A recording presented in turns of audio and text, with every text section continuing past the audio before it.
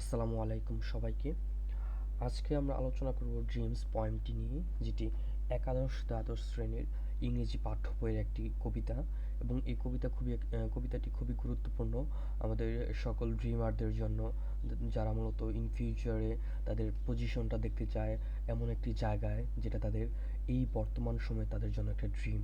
So এটা খুবই একটি গুরুত্বপূর্ণ একটা কবিতা, এবং এটা প্রত্যেকের জীবনেই হওয়া উচিত। আমাদের ড্রিমটা কেমন হবে সেটা সবার থাকা উচিত। সো আমরা তো সচরাচর জানি যে ড্রিম শুধু রাতে যেটা দেখি সেটাই, বাট ড্রিমের ডেফিনেশনটা একটু ঘুরে যেতে পারে যখন সেটা আমাদের জীবনের মিনিংয়ের সাথে রিলেটেড হবে। সো ড্রিম কবিতাটা লিখেছে ল্যাংস্টন হিউজেস। সে একজন একটা আমেরিকান পয়েট। সো এখানে আমরা একটা ছোট বায়োগ্রাফি দিয়েছি। তার ফুল নেম হলো James marker Langston Hughes. And তার জন্ম হলো দেখেন 1902 সাল থেকে, এবং 2 সালে, এবং তার মৃত্যু হয়েছে 1967 সালে। এবং he was a pivotal American poet, writer and leader of the Harlem Renaissance. ওখানে আমেরিকার একটা হার্লিম রেনিসাস হয়েছিল, যেমন আমাদের যে ইতালি থেকে আমাদের যে একটা ইউরোপিয়ান রেনেসাঁস যেভাবে পুনরুজ্জীবিত হয়েছিল বা রিবার্থ হয়েছিল, ঠিক তেমনি আমেরিকাতেও একটা কি বলবো রেনেসাঁস হয়েছিল, যেখানে নতুন করে মানুষকে সেলিব্রেশন করছে ব্ল্যাক লাইফটাকে এবং কালচারটাকে। এবং জাজ মিডিয়াটাও ছিল তাদের একটা অন্যতম একটা বৈশিষ্ট্য। এবং তারা আরও কিছু কাজ করেছিল ওই রেনেসাঁসের সময়। Blue rhythms in his prolific work. সে তার লাইফটাকে অন্যরকম একটা রিদমিক্যাল ওয়েতে নিয়ে আসছিল। এবং সেগুলো ছিল মূলত পোয়েট্রিকে ইনক্লুড করা, প্লেসকে, নাটক বা উপন্যাস বা বিভিন্ন কলাম, এগুলোকে করেছে, তারা অ্যাড করেছে। সো এই ল্যাংস্টন হিউজেস খুবই বর্ণবাদী যে প্রথা আছে এর বিরুদ্ধে যথেষ্ট সোচ্চার ছিলেন, এবং সে রেসিয়াল ইনজাস্টিসের উপর প্রচুর কথাবার্তা বলেছিলেন। এবং ব্ল্যাক আইডেন্টিটি নিয়ে যে প্রচুর সমস্যা ছিল আমেরিকাতে, যে স্লেভ যে বিজনেসটা ছিল সেটার বিপক্ষে উনি যথেষ্ট কথা বলেছেন। যেমন I have a dream, Martin Luther king যে কথা বলেছেন, ঠিক তেমনটা আমরা ধরতে পারি। সো সে তার জীবনটা টোটালি ছিল রেভলিউশনারি একটা লাইফ।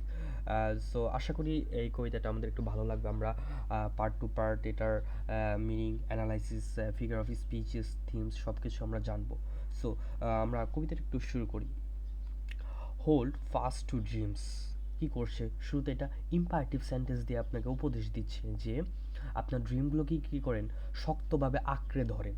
মানে কি করতেছে, আমাদের ড্রিমটাকে ছেড়ে দেওয়া যাবে না। আমাদের লাইফের সবারই একটা পারপাস আছে, বা অবশ্যই একটা উদ্দেশ্য আছে, যে আমরা পৃথিবীতে জন্ম দিয়েছি লাইফটাকে মিনিংফুল করার জন্য। আমরা পড়াশোনা করছি বা জীবনে সামনে আরও কিছু করব, এরকম যে আমাদের চিন্তা ভাবনা মাথায় আসে, সেটাই মূলত বলতেছে এটাকে ধরে রাখতে, শক্তভাবে ধরে রাখতে, একদম ছেড়ে দেওয়া যাবে না। সো এটাই বলতেছে। ফর ইফ ড্রিমস ডাই, যদি যদি আপনার ড্রিমটা, আপনার স্বপ্নগুলো মৃত্যু বরণ করে ফেলে বা মারা যায়, তখন কি হবে? Life is A broken winked bird that can not fly. এটা কি হচ্ছে যে দেখেন, জীবনটা হয়ে যাবে আপনার একটা কি একটা পার্ট হয়ে যাবে ব্রোকেন উইং পার্টের মতো। যে পাখি, সে পাখিটার ডানা আছে, বাট তার পাখিটা কি ডানাটা ভাঙা, কিন্তু সে পাখিটা আকাশে উঠতে পারে না। ঠিক তেমনি কি, তাহলে ওই পাখিটার জীবনের যে মিনিং, সেই মিনিংটা কি হয়ে গেল? ভ্যালুলেস হয়ে গেল, মিনিংলেস হয়ে গেল। তার অস্তিত্বের যে সংকট সেটা তৈরি হয়ে গেল। ঠিক তেমনি কি আমাদের জীবনে যদি আমরা আমাদের লাইফে কোনো ড্রিমটা আমরা না ধারণ করতে পারি, তাহলে আমাদের জীবনটা কি হবে? পারপাসলেস হয়ে যাবে, এই জীবনের কোনো মানে থাকবে না। সো এখানে একটা মেটাফোর আছে যে লাইফের সাথে কি করেছে, যে দেখেন একটা ব্রোকেন উইং বার্ড, যে লাইফের কোনো স্বপ্ন নাই, সেটার সাথে তুলনা করা হয়েছে। খুব সুন্দর একটা মেটাফরিক্যাল এক্সাম্পল এখানে দিয়েছেন।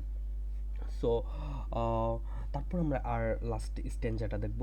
Hold fast to dreams, for when dreams go, life is a barren field frozen with snow. সে আবার বলেছে কি, যে ড্রিমটাকে শক্তভাবে ধরে রাখুন বা আঁকড়ে ধরুন। ফর হোয়েন ড্রিমস গো, যদি স্বপ্ন চলে যায়, এটাও বোঝাচ্ছে যে যদি স্বপ্ন হারিয়ে যায় বা শেষ হয়ে যায়।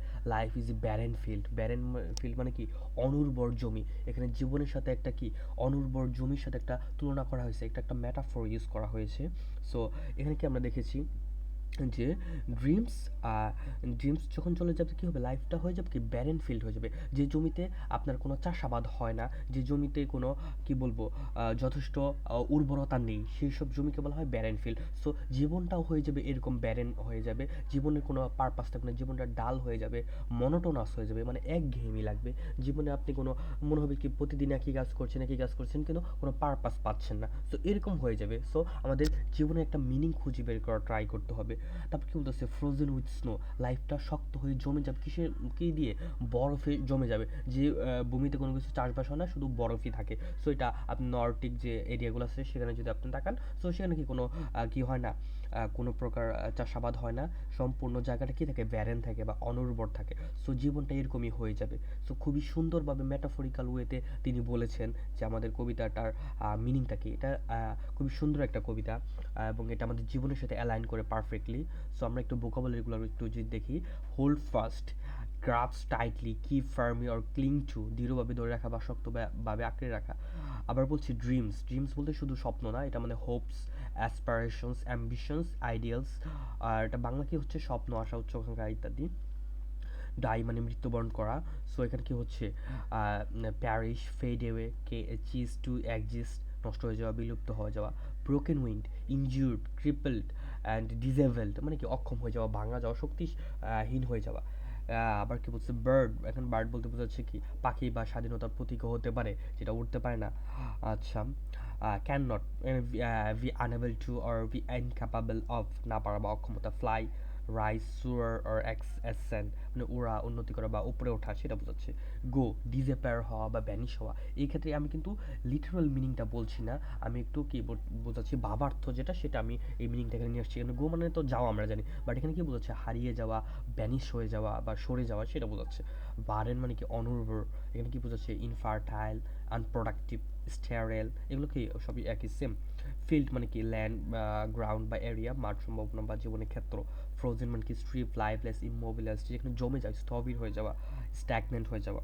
স্নো, ফ্রস্ট বা আইস, তুষার বা কষ্টে বা শীতলতা, অনুভূতিহীন, তার প্রতীক যেটা। ওকে, এর আমাদের কিছু থিম আছে, মেজর থিমস।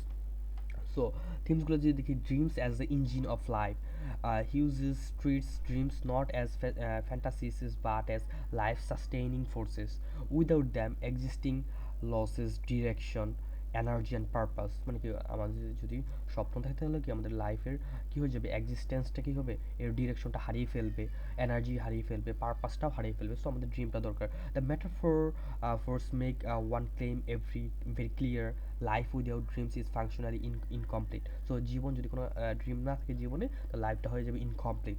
সো আবার বলতেছি কি আরেকটা থিম, কনসিকুয়েন্স অফ হোপলেসনেস। দেখেন, আশাবাদহীনতার যে একটা ফলাফল আসবে, সেটা আশাহীনতার। The poem is structured around loss, মানে কি পয়েমটাকে গঠন করা হয়েছে কি দিয়ে, সব কিছু হারিয়ে ফেলার একটা ভয় নিয়ে বা ভীতি নিয়ে। When dreams die or go, life doesn't just change it becomes damaged, তার মানে কি এটা ড্যামেজড হয়ে যাবে। দ্য ব্রোকেন উইং বার্ট হয়ে যাবে, অর স্টেরাইল হয়ে যাবে, ফ্রোজেন ফিল্ড হয়ে যাবে। So this theme highlights the psychological and emotional devastation caused by despair. লাইফটা কী হয়ে যাবে আপনার, কী বলবো, মনস্তাত্ত্বিকভাবে বা আপনি আবেগীয়ভাবে কী হয়ে যাবেন, ধ্বংস হয়ে যাবেন। এটা কি তৈরি করবে, আপনার হতাশা থেকে, ডিসপার থেকে এটা কি তৈরি হবে। সো জীবনটা কি একটা লসের দিকে চলে যেতে পারে। আবার কি বলছে, হিউম্যান রেজিলিয়েন্স অ্যান্ড সার্ভাইভাল, জীবনের যে একটা কি বলবো দৃঢ় প্রত্যয় বা সার্ভাইভাল, বেঁচে থাকার যে বিষয়টা, সেটাও কি এটার থিমটা ইন্ডিকেট করে। Hold fast is command not advice, এটা ডাইরেক্ট আপনাকে ইম্পারেটিভ সেন্টেন্স দিয়ে শুরু করেছে। সো এটা একটা কমান্ড দিচ্ছে। দ্য পয়েম ইনসিস্ট, এটা কি জোর দেয় that survival specially in harsh social conditions depends on gripping one's dream. মানে কি বোঝাচ্ছে যে আপনার যখন কঠোর একটা সময় যাবে জীবনের, ওই টাইমে কী করতে হবে, আপনার ড্রিমটাকে শক্তভাবে ধরতে হবে, উইথ ডিসিপ্লিন অ্যান্ড ডিটারমিনেশন, শক্তভাবে কী করতে হবে, ডিটারমিনেশন, দৃঢ়ভাবে এবং খুবই ডিসিপ্লিন ওয়েতে। এবং dreams are portrayed as tools of endurance, আপনার বলতেছে কি আপনার কী বলবো সহিংসতা বা আপনার যে স্ট্যাবিলিটির যে বিষয়টা, সেটা এখানে ড্রিমস দ্বারা পোর্ট্রেট করা হয়েছে। সো স্ট্যাগনেশন ভার্সেস গ্রোথ, এখানে কি বোঝাচ্ছে, স্থবিরতা বা বৃদ্ধি, এটার একটা কন্ট্রাস্ট করেছে।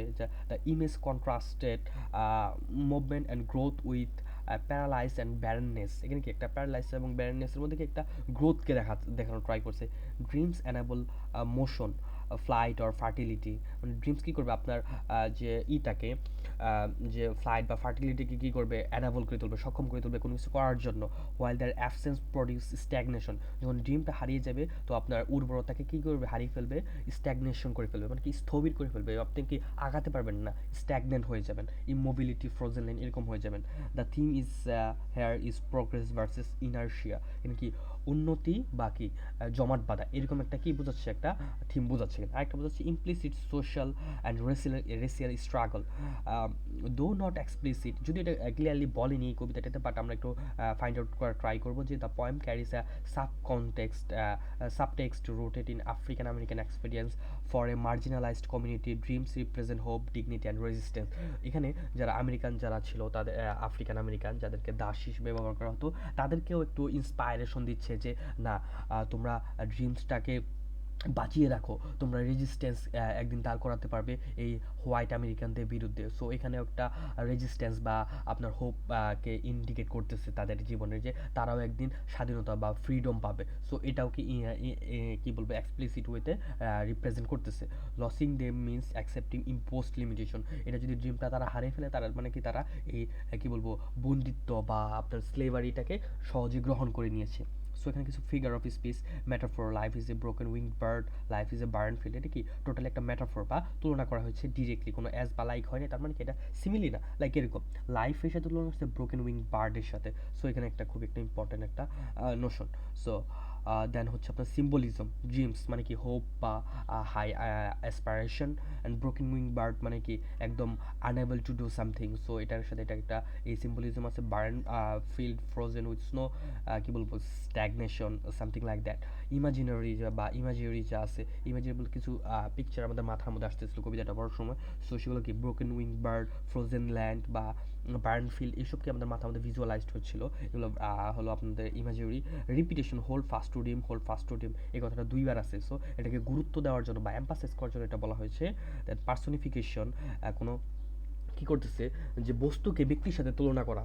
সো ড্রিমসকে কি করেছে, মৃত্যুবরণ করা যাচ্ছে, তার মানে কি মানুষ মৃত্যুবরণ করে বা ব্যক্তি টাইপের যে পার্সন টাইপের এনিমেট অবজেক্টগুলো মৃত্যুবরণ করে, বাট ইনএনিমেট অবজেক্ট তো মৃত্যুবরণ করে না, বাট এটা তুলনা করা হয়েছে এটার সাথে, যেটা গুরুত্বটা কত সেটা বোঝানোর জন্য। তারপর alliteration, for if dreams die barren field. হ্যাঁ, সো এখানে কি ড্রিম ড্রাই, এখানে একটা কি হচ্ছে একটু কাছাকাছি কি হচ্ছে সিমিলার সাউন্ড প্রডিউস হচ্ছে। সো এটাই হলো কি আমাদের এলিটারেশন। সো এটা হলো আমাদের ওভারঅল কি বলবো পয়েমের অ্যানালাইসিস। আশা করি আপনারা সবাই পয়েমটা খুবই ভালোভাবে বুঝতে পেরেছেন। যদি কোনো কোশ্চেন্স থাকে তাহলে আমাকে জানাবেন কমেন্টে, আমি সেটা রিপ্লাই দেওয়ার ট্রাই করব। এবং এরপরে যদি আপনারা নতুন কোনো আরও পয়েমকে অ্যানালাইসিস করতে বলেন, সো আমি কমেন্টে জানাবেন, আমি সেটা করব।